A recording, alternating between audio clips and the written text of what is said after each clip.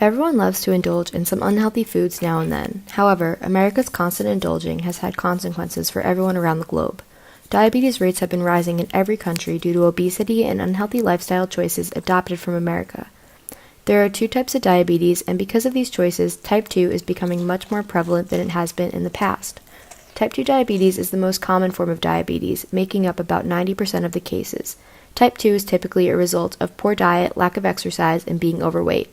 Type 2 diabetics can produce some insulin. However, there is either not enough insulin needed to regulate sugars effectively, or the insulin produced cannot be used because of insulin resistance, which leads to sugar building up in the bloodstream. Both types of diabetes are incredibly demanding chronic illnesses to care for, and they are also incredibly expensive to treat.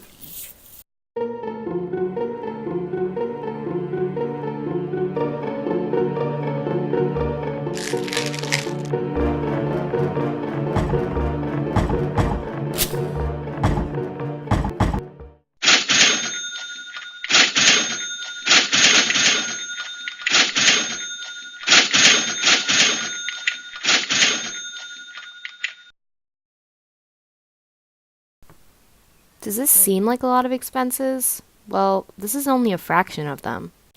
If you don't have insurance, the government won't help. One of the biggest problems around the world is funding for diabetes. Most countries, including the United States, don't help their citizens afford this expensive health care.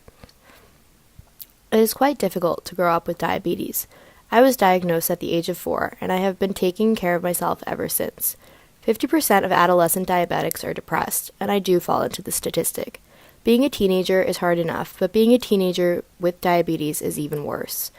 It's hard to be a normal teen when you have so much excess responsibility, when you constantly have to take care of a disease that could kill you in a day.